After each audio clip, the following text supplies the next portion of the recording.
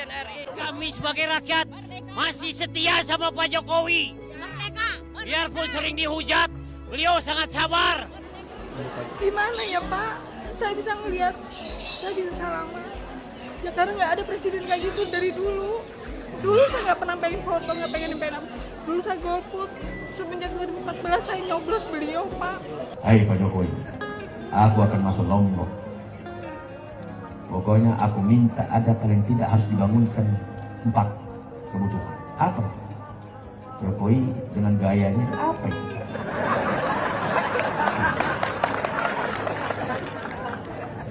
Salak situ nah Lombok nih. Pak Jokowi, kamu Lombok Tengah itu enggak ada putih pele.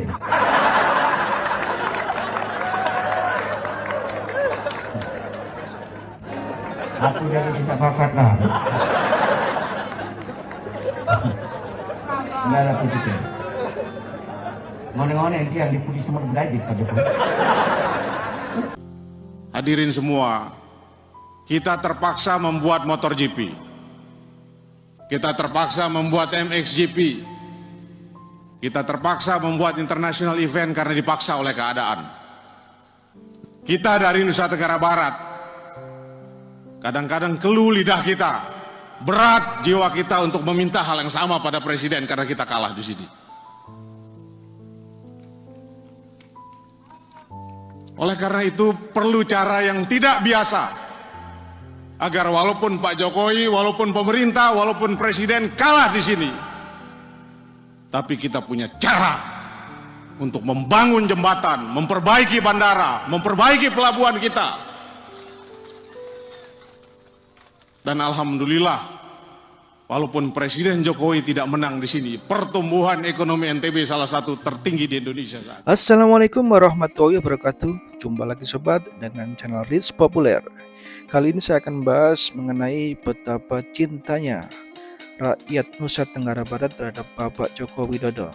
Bagaimana tayang tadi menggambarkan bahwa begitu sambutan meriah dari masyarakat Nusa Tenggara Barat terhadap Bapak Jokowi. Karena Bapak Jokowi telah membangun banyak infrastruktur, diantaranya yang paling populer yaitu sirkuit internasional Mandalika dan kawasan wisata di sekitar Mandalika.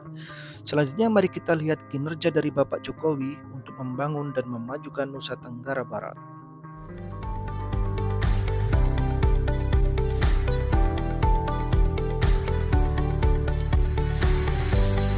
Kunci pembangunan di NTB ini adalah satu, ada air.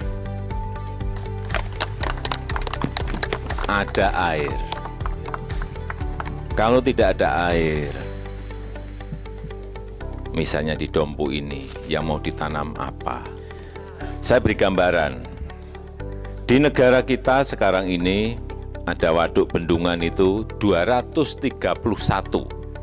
Baru 231. Di Amerika bendungan waduk itu 6.100. Di Cina Tiongkok 110.000. Di Jepang 3.000. Di Indonesia 231. Artinya kita masih kekurangan banyak sekali waduk maupun bendungan. Dan di NTB segera akan diselesaikan 5 waduk. 5. Ini termasuk yang terbanyak di provinsi ini. Yang lain-lain yang diberi 1, diberi 2, di sini 5.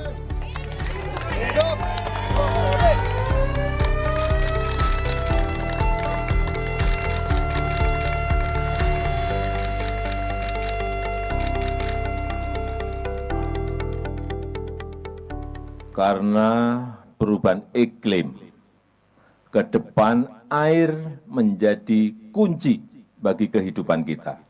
Sekali lagi, air menjadi sangat penting bagi kehidupan kita, utamanya di NTB.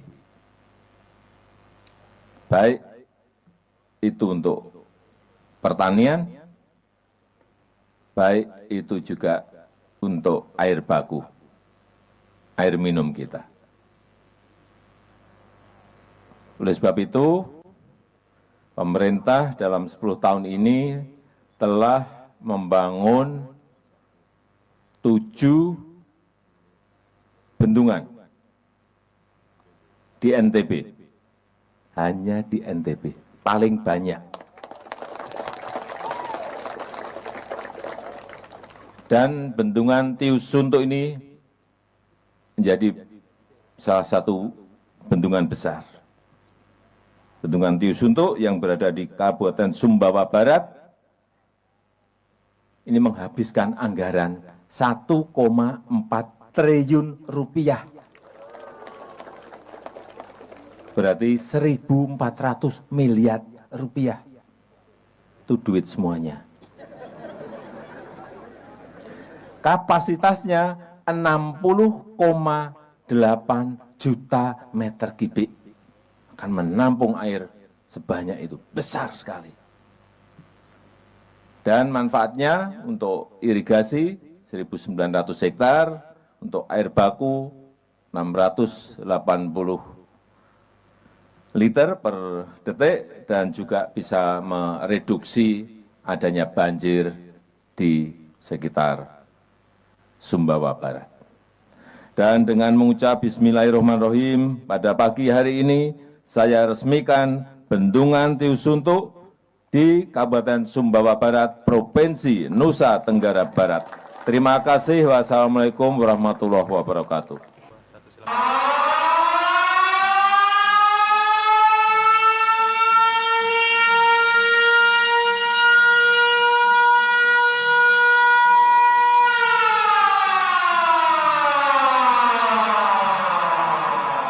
Pagi hari ini saya berada di kawasan hutan Gunung Pepe di Kabupaten Lombok Tengah, Provinsi Nusa Tenggara Barat. Bersama-sama dengan masyarakat, dengan Menteri, Gubernur, kita bersama-sama menanam banyak pohon di sini, utamanya kayu putih dan juga banyak buah-buahan. Saya titip pesan kepada masyarakat agar yang sudah ditanam ini dipelihara, dijaga, agar nantinya semuanya tumbuh dengan baik dan memberikan dampak ekonomi kepada seluruh masyarakat yang berada di sekitar kawasan hutan Gunung Pepe ini.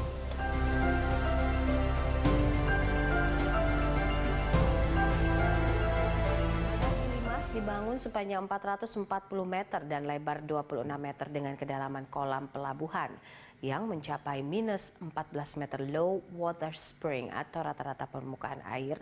Dan pembangunan dermaga itu akan memperpanjang momentum kebangkitan pariwisata Lombok setelah Presiden Joko Widodo meresmikan beroperasinya kawasan ekonomi khusus itu beberapa waktu lalu.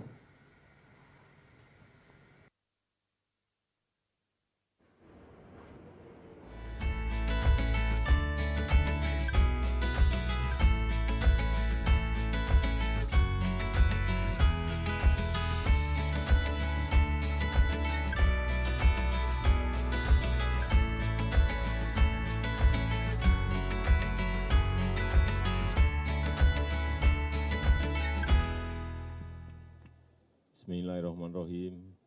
Assalamualaikum warahmatullahi wabarakatuh.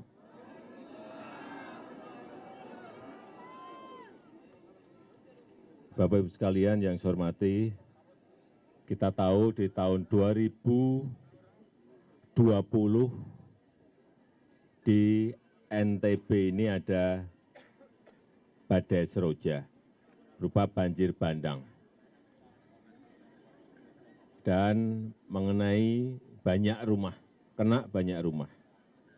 Sehingga setelah itu dibangun hunian tetap yang dipindahkan dari lokasi yang sebelumnya di bantaran sungai. Sekarang sudah selesai di Kabupaten Bima sebanyak 185 rumah dan di Kabupaten Dompu sebanyak 107 rumah. Semuanya sudah selesai dan tadi kita juga sudah serahkan sertifikatnya, rumah dan sertifikat.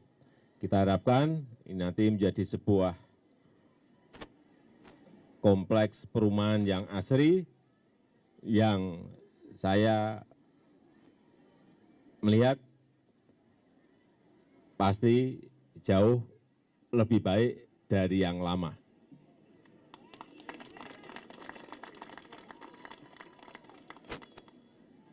Dengan fasilitas umum yang Bapak Ibu juga lihat, ada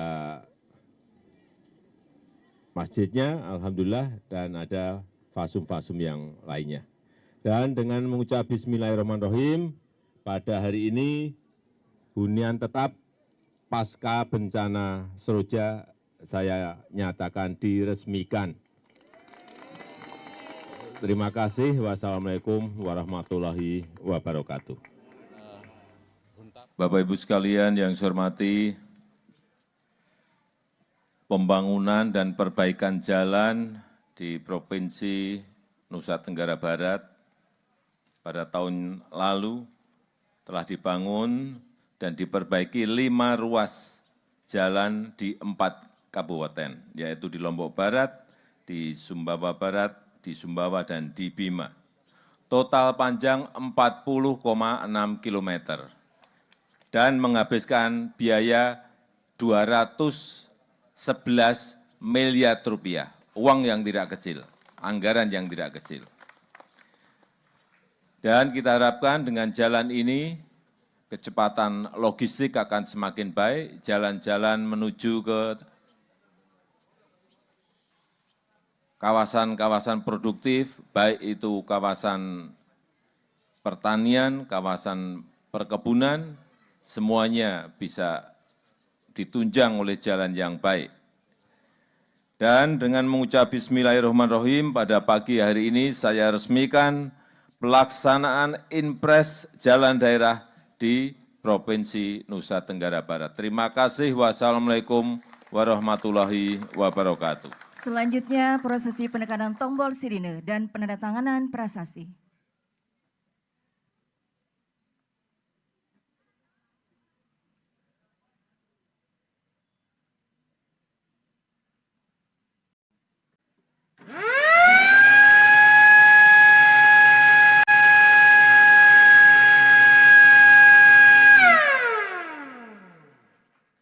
Tidak hanya meninjau langsung perkembangan pembangunan smelter di Gresik, sebelumnya pada Selasa siang, Presiden Joko Widodo juga meninjau langsung proses pembangunan smelter di Desa Otak Kris, Kecamatan Maluk, Kabupaten Sumbawa Barat, Nusa Tenggara Barat.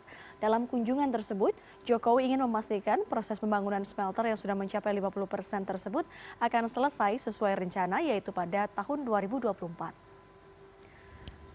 Melihat langsung perkembangan pembangunan smelter yang berada di area PT Aman Mineral Nusa Tenggara (AMNT), Presiden didampingi Gubernur NTB Zulkifli Mansyah, Bupati Sumbawa Barat W. Musyafirin, Menko Kemaritiman dan Investasi Luhut Binsar Panjaitan, Menteri BUMN Erick Thohir, Menteri Investasi Bahlil Lahadalia, Mensesnek Pratikno, dan Presdir PT AMNT. Menurut Presiden, pembangunan smelter dan industri turunan di Desa Otak Kris, Sumbawa Barat diharapkan mampu meningkatkan ekonomi masyarakat lokal NTB dan masyarakat secara nasional. Jokowi menegaskan smelter ini nantinya akan diintegrasikan hingga dapat menghasilkan barang seperti baterai yang bermuara kepada produksi kendaraan listrik. Dan kita harapkan dengan selesainya smelter-smelter yang sudah kan nikel, tembaga nanti selesai, boksit selesai, tin, timah sudah selesai.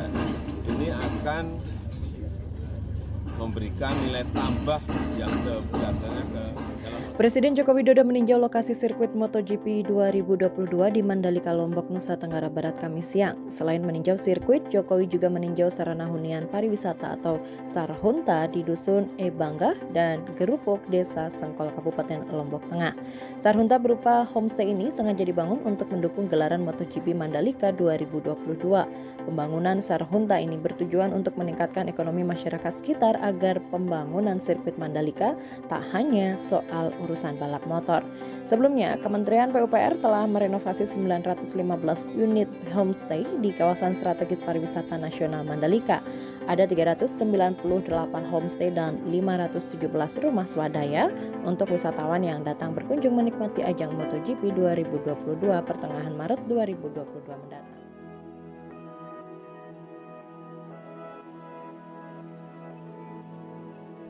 Alhamdulillah, kita patut bersyukur bahwa pembangunan jalan bypass Bandara Internasional Lombok sampai ke Mandalika dengan panjang 17,3 km telah selesai dibangun dan siap untuk digunakan.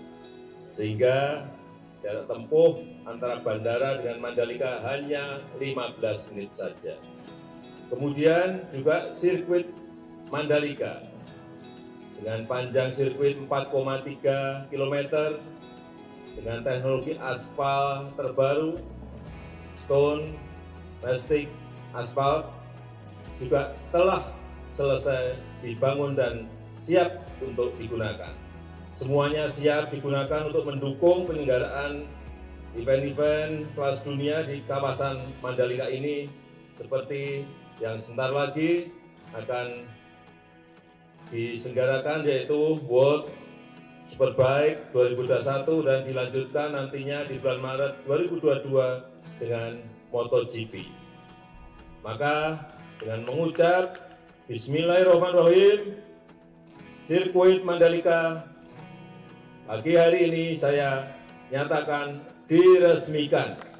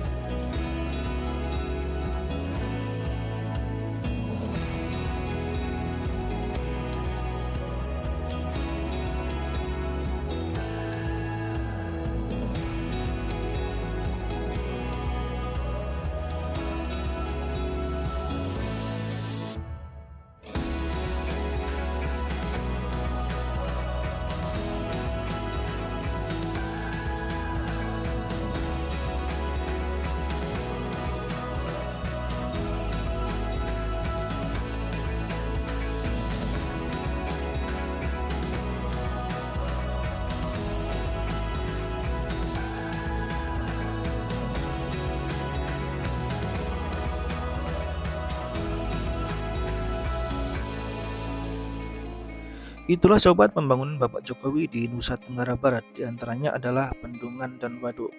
Karena betapa pentingnya air untuk masyarakat NTB dalam meningkatkan produktivitas pertanian, meningkatkan sumber daya listrik, dan juga untuk mengatasi banjir. Bapak Jokowi juga melakukan penanaman pohon produktif diantaranya kayu putih dan buah untuk penghijauan dan untuk meningkatkan pendapatan masyarakat NTB di bidang pertanian. Bantuan sosial tak lupa juga dilakukan pemerintah Jokowi pada bencana Seroja dengan melakukan rehabilitasi pembangunan rumah beserta sertifikatnya. Jalan nasional di NTB juga dibangun di 4 kabupaten dengan biaya ratusan miliar dengan harapan untuk membantu kecepatan logistik di kawasan produktif dan peningkatan taraf perekonomian daerah. Hilirisasi juga dilakukan dengan pembangunan smelter tembaga di NTB untuk meningkatkan ekonomi masyarakat lokal NTB. Yang populer yaitu pembangunan sirkuit internasional MotoGP di Mandalika dan lengkap dengan pembangunan kawasan wisata di sekitar sirkuit Mandalika. Fasilitas pendukung seperti hotel dan homestay dengan memanfaatkan rumah warga yang diupgrade menjadi penginapan yang layak untuk menampung wisatawan di kawasan Mandalika. Itulah pembangunan Bapak Jokowi di Nusa Tenggara Barat. Kemudian kita juga akan melihat bagaimana sambutan dari masyarakat Nusa Tenggara Barat terhadap Bapak Jokowi pada saat kunjungan di Nusa Tenggara Barat. Bagaimana antusias masyarakat NTB dalam menyambut Bapak Jokowi, karena Bapak Jokowi dianggap sebagai presiden yang begitu membantu dan membangun Nusa Tenggara Barat dengan pesat dan masif.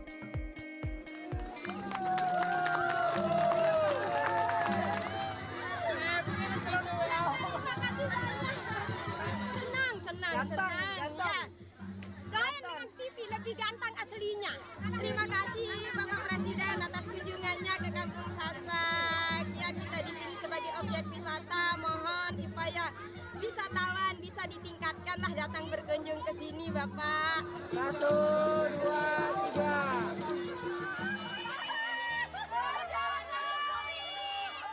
Bangga saya sekali, bangga Pak ketemu Presiden RI ini baru. Saya senang sekali, memang saya pengen ketemu, pengen lihat langsung ketemu Bapak, apalagi ini jabatannya udah mau berakhir. Saya senang sekali. Udah nggak bisa bilang apa-apa saya, Pak. Moga Bapak sehat, Bapak diberi panjang umur. Begitu aja, Pak. Terima kasih, Pak. Senang sekali. Kami sebagai rakyat masih setia sama Pak Jokowi. Biarpun sering dihujat, beliau sangat sabar. Gimana ya Pak, saya bisa ngelihat, saya bisa salaman. Ya karena nggak ada presiden kayak gitu dari dulu. Dulu saya nggak pernah pengen foto, nggak pengen apa. Dulu saya golput, semenjak 2014 saya nyoblos beliau, Pak. Harapan apa, Pak? Harapannya satu, Bapak sehat. Mudah-mudahan nanti setelah 2024, ya memang kalau pengen seperti beliau susah ya Pak, tapi ya minimal sama merakyatnya kayak Bapak. Kaget ya Bu tadi, kaget ya. Nggak tahu kalau Bapak Presiden mau datang. Tidak tahu. Tiba-tiba datang. Kaget ya. Terima kasih banyak Bapak Presiden. Kaget sekali Pak Jokowi bisa datang ke rumah. Terima kasih banyak. Terima kasih banyak buat ucapan buat Bapak Presiden. Terima kasih banyak. Terima kasih.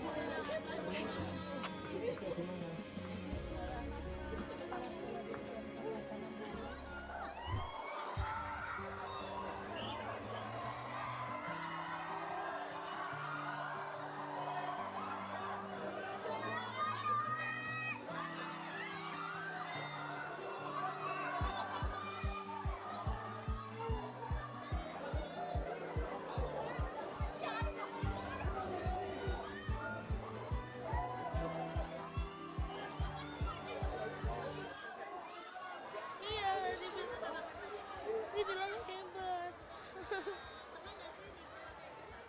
Iya. Pak Jokowi baik banget, semoga Pak Jokowi sehat terus, pengen ketemu lagi.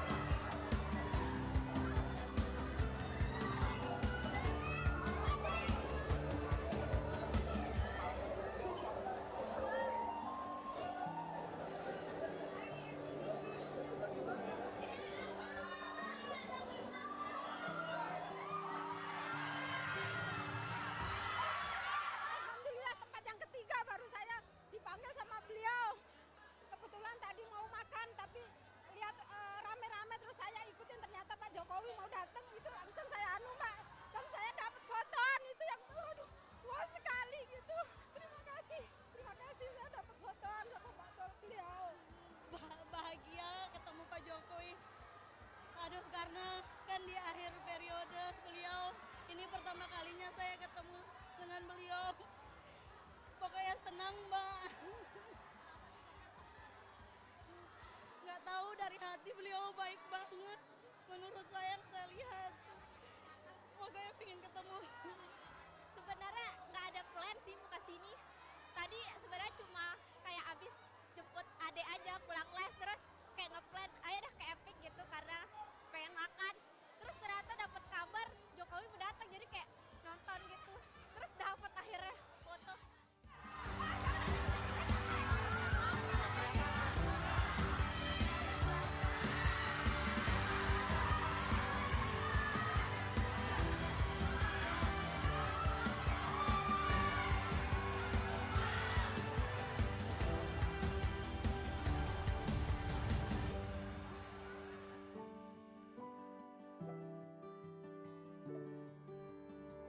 Kita memilih pasangan Bapak Jokowi dan Bapak Kiai Ma'ruf Amin. Kenapa? Dulu 2014, beliau kalah di NTB.